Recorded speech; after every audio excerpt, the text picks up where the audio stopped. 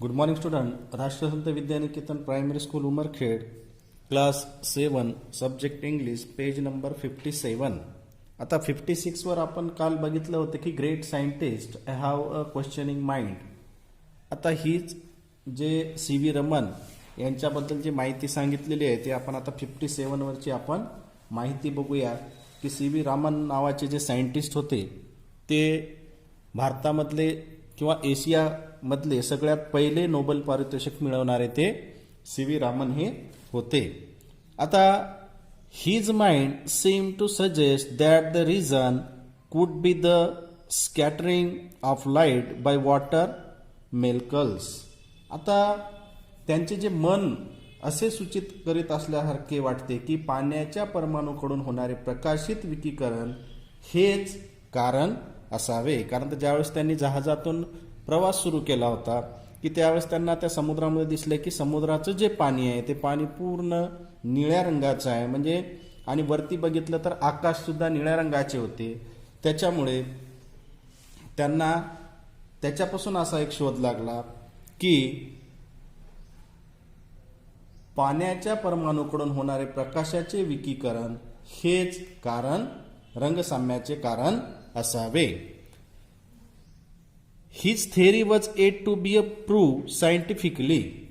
आता परंतु तथापि हा सिद्धांत जो आहे तो सिद्धांत अजून वैज्ञानिक दृष्ट्या सिद्ध व्हायचा होता असं त्यांचं मन होतं. पण ते सिद्धांत सिद्ध झालेला होता का? नाही, सिद्ध झालेला नव्हता. When the ship anchored at Calcutta the young man immediately went on to conduct experiments to prove his theory. आणि मग काय झालं की कलकत्त्याला ती शिप म्हणजे ती जहाज कलकत्त्याच्या बंदरावर पोहोचल्यानंतर जहाजाने कलकत्त्यापाशी नांगर टाकला म्हणजे ज्यावेळेस त्या बंदराच्या ठिकाणी ती जहाज येत असते तर ती जहाज एका जागी स्थिर राहावी म्हणून तो एक नांगरासारखा एक आकोडा असल्यासारखा एक असते लोखंडी आणि तो अटकवल्या जाते की जहाज हलू नये म्हणून. मग जहाजाने कलकत्त्यापाशी नांगर टाकला आणि आपला सिद्धांत सिद्ध करण्यासाठी प्रयोग करण्याच्या दृष्टीने तो तरुण यंग मॅन माणूस ताबडतोब निघून गेला. आणि निघून गेल्यानंतर कुठे गेला पाहतो? प्रूव्ह करण्यासाठी, तो सिद्धांत प्रूव्ह करण्यासाठी. His research in optics the science of light रिझल्टेड in the discovery of the Raman effect. आता दृकशास्त्रातील त्यांच्या संशोधनाचा परिणाम म्हणून रामन परिणामाचा शोध लागला. आता शोध लागल्यानंतर he announced it to the scientific world in March 1928. काय झालं की मार्च 1928 मध्ये त्यांनी वैज्ञानिक जगतात त्यांची घोषणा केली. आता त्याचा शोध लागल्यानंतर सुरुवातीला काय केलं त्यांनी, रामन यांनी त्याचा शोध लावला. शोध लागल्यानंतर काय झालं की मार्च 1928 म्हणजे 1928 मध्ये काय केलं की त्यांनी अनाउन्समेंट केलं म्हणजे लोकांना सांगितलं आणि त्याची घोषणा केली.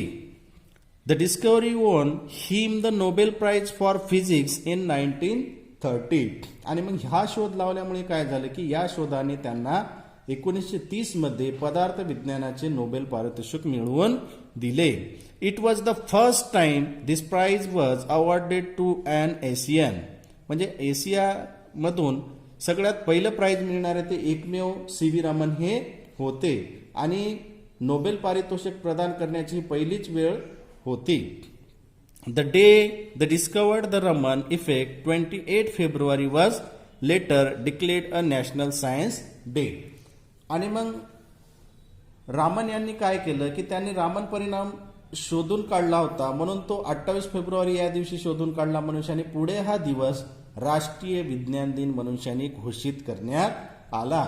आणि 28 फेब्रुवारी हा दिवस दरवर्षी राष्ट्रीय विज्ञान दिन मनुष्याने काय केला जातो? साजरा सुद्धा केला जातो.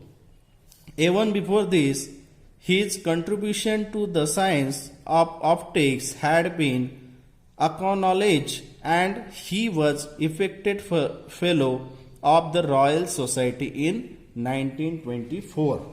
मग काय झालं की या आधीच दृकशास्त्रातील त्यांच्या योगदानाला मान्यता मिळाली, त्यांना नोबेल पारितोषिक मिळालं आणि 28 फेब्रुवारी हा दिवस राष्ट्रीय विज्ञान दिन मनुष्याने सुरुवात झाली. आणि नंतर काय झालं की त्यांच्या दृकशास्त्रातील त्यांच्या योगदानाला मान्यता मिळाली आणि 1924 मध्ये त्यांची रॉयल सोसायटीचे फेलो म्हणजे सभासद म्हणून त्यांची काय झाली, निवड झाली.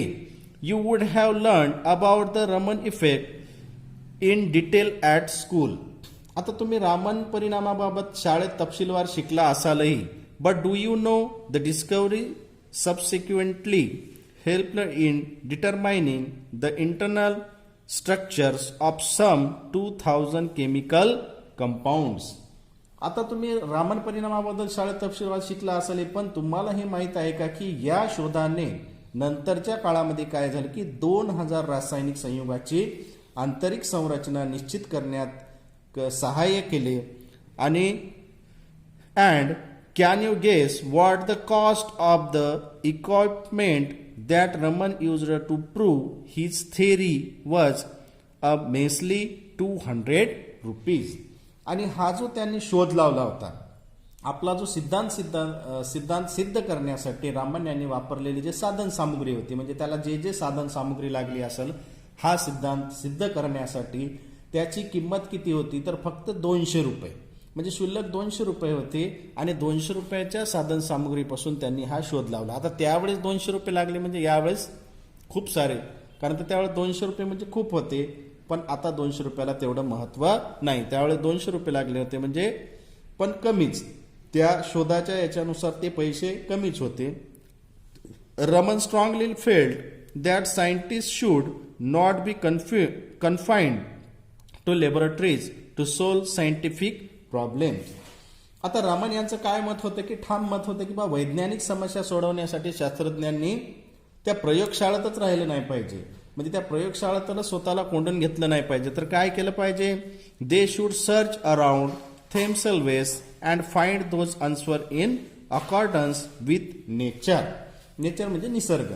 आणि त्याने स्वतःचा परिसरात शोध घ्यावा आणि निसर्गाला अनुसरून उत्तरे काय करायला पाहिजे, शोधायला पाहिजे. म्हणजे सायंटिस्ट लोकांनी काय केलं पाहिजे की नुसतं त्या याच्यामध्ये राहावं नाही म्हणते प्रयोगशाळेमध्ये, तर काय केलं पाहिजे, त्यांनी स्वतःच्या परिसरात वेगवेगळ्या गोष्टीचा शोध घ्यावा आणि निसर्गाला अनुसरणे उत्तरे काय करावी, शोधावी. For this essence of science lies in independent thinking and hard work and not in equipment.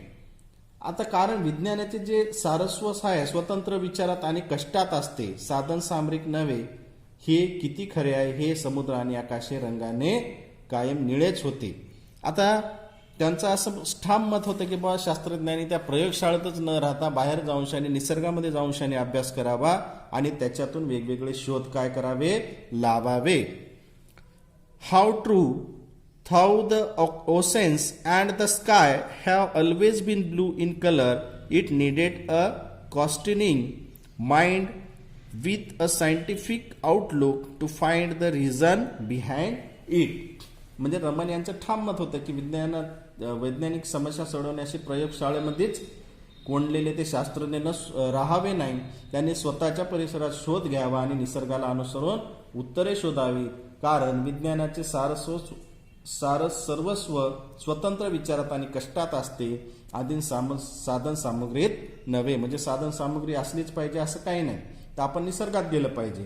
किती खरे आहे, समुद्र आणि आकाश हे रंगाने जरी कायम निळेच होते तरी त्यामागचे कारण शोधण्यासाठी वैज्ञानिक दृष्टिकोन असलेल्या जिज्ञासू मनाची गरज असते की नेमकं हे का झालं असेल बा, हे असंच काय, आपण याच्यामध्ये काय बदल करू शकता का, या गोष्टीचा विचार आपण केला पाहिजे. ठीक आहे. आता ही स्टोरी आपल्याला कळालेली आहे. याच्यातले काही हार्ड वर्ड्स म्हणजे अवघड शब्द आहे, जो ते अवघड शब्दार्थ तुम्हाला दिला जाईल, ते वहीमध्ये नोटबुकमध्ये लिहायचे आणि पाठांतर सुद्धा करायचे. ठीक आहे. थँक्यू.